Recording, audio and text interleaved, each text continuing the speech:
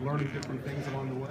I actually did enjoy it because, all I played was D-line my whole life, so I'd rather move around the whole D-line just than staying in one spot the whole time, and it was more fun to, create matchups and, be able to go against some weaker opponents every once in a while and just get into the quarterback. So when the coaches switched it up for me, I liked it. Leonard, a lot of people think that you could be the top overall pick. What would that mean, and what are your expectations in the draft?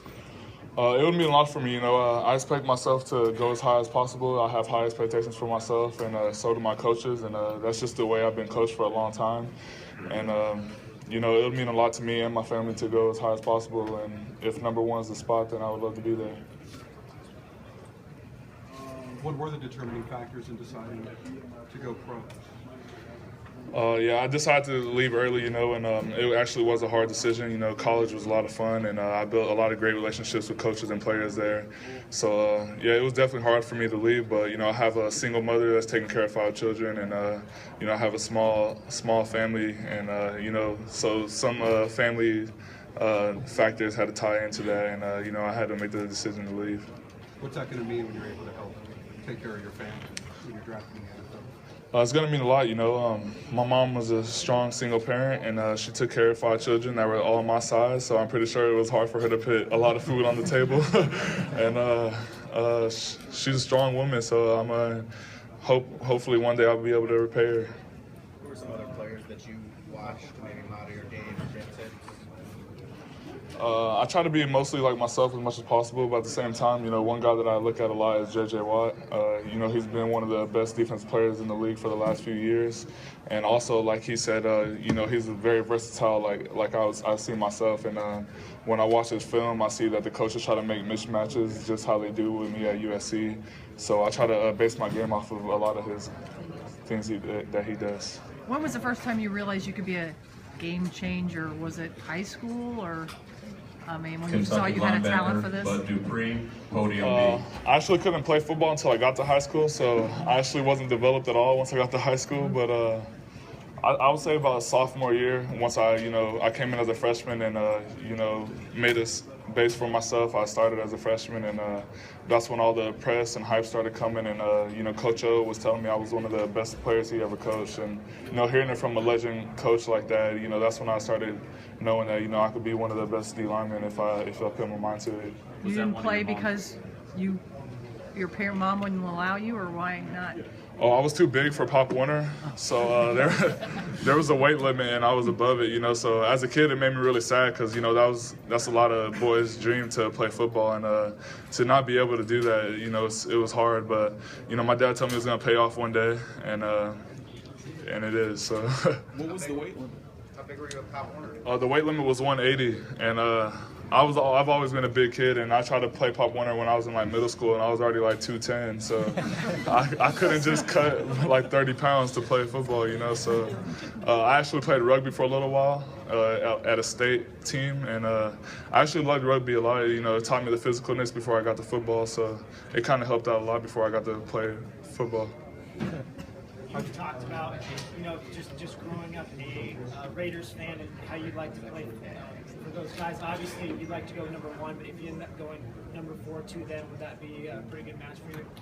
I was born in California, and even though I grew up in Florida, I came back to California, and Raiders have kind of been one of my hometown favorite teams, and I love their colors, I love their tradition, I love their defense, and a lot of things about it. But at the same time, I want to go as high as possible. So I'm shooting for that number 1 spot. But if I do end up dropping to the Raiders, I would still love to play for them. You talked about that versatility. You had to pick the one position, 3 tech, 1 2, what is your optimal position? I was saying the 3-4. I would love to play a 4 technique, head up on the tackle. And then in a 4-3, it depends on how my body changes from here on, but probably 3 technique would be best, or a 5 technique. Leonard, you talked about J.J. Watt, watching the guys that you like. Oklahoma linebacker Geno Grissom, table 4. For the position. This process is very strenuous, obviously, and draft night will be a completely other story too, but has it sunk in yet that you're going to be on the same playing field as these guys now, or is that hard to really grasp with everything you have going on? It really hasn't sunk in yet. You know, I haven't got to think about where I'm going to be in the future because, you know, I'm just trying to soak in everything that's happening in the moment right now. You know, there's so much going on right now that I don't really have anything to think about the past or the future. I'm just trying to live in the moment. And but at the same time, you know, I have to come across it every once in a while knowing that, you know, I'm going to be playing against guys that, you know, have been doing it for a living.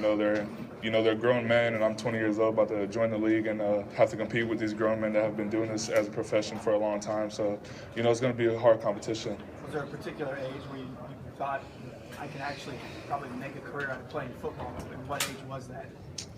I would say like once I started getting scholarships in college and in high school, actually, I knew once I was able to go to a college, at least get a degree, was just a big step for me. And just making a living off of a degree from football was good enough. But once I started seeing the press and you know, for the NFL, was just unbelievable to me. Leonard, how much have you looked at, I guess, the draft order and kind of try to envision maybe where you're the best fit? And Tennessee at number 2, a spot for you thinking where you'd be a fit?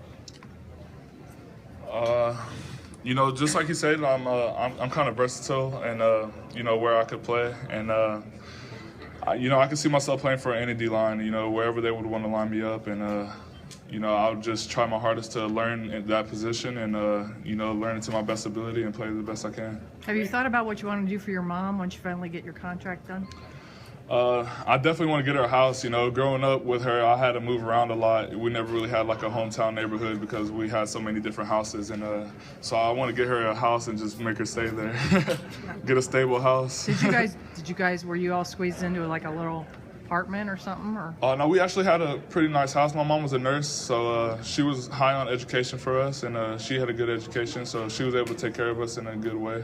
Raiders and Chargers have proposed sharing the stadium in the LA area. BYU linebacker Alani Fua, table 2. What would it be like to play there, even if it was as a visitor? Sorry, what was that? How important do you think it is to get a pro team in the LA area and you just going to college there and everything? What would it like to be playing there, even if it was as a visitor, to play in LA? I just love being in California. You know, it's great weather all year round, and you know, just being an LA native kid, you know, I would just want to stay out there. And but in the end of the day, you know, this is NFL, and this has been a dream of mine for a long time, and I'd want to play for any team that takes me. But you know, if it comes down to it, I want to go as high as possible, and it comes down to Tampa Bay and Tennessee. Jarrell Casey's another LA native. Are you familiar with him at all? Yes, sir. I've actually came in contact with him a few times as he visited USC, and I actually had my first informal meeting with Tennessee Titans yesterday, and I got his number by the coaches, and actually gave him a call last night and talked about him and said that we could possibly be teammates. And at 3-4, would that be exciting to play opposite him? Oh yeah, that'd be a lot of fun to play with a former Trojan. You know, Trojans always have that connect and strong alumni, and it'll be great to play side by side with him. And I know that he's been doing great in his profession so far. You see some similarities in your style of play?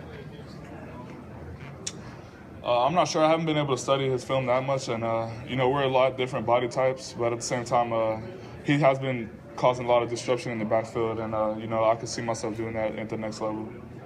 Why do they call you the Big Cat? I think because my hair, a lot of people call me like a lion and stuff like that, and my name is Leo, like Leo the Lion and all that, so I really don't know where the nickname came from, but I think the announcers like that do the games and all that made it up. Lineman Nathaniel Orchard, table 6. I mean, it's pretty cool. I took it around with it. I like it so far. So the Buccaneers and Titans, you could say, need a quarterback. Why should they take you instead of a quarterback?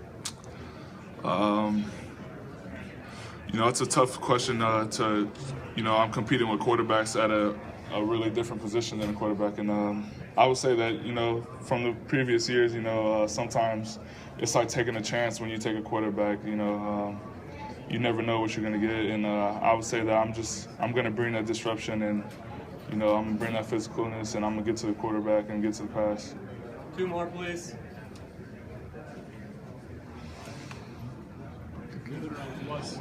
What position did you play in rugby? Were you in the scrum or out on the line?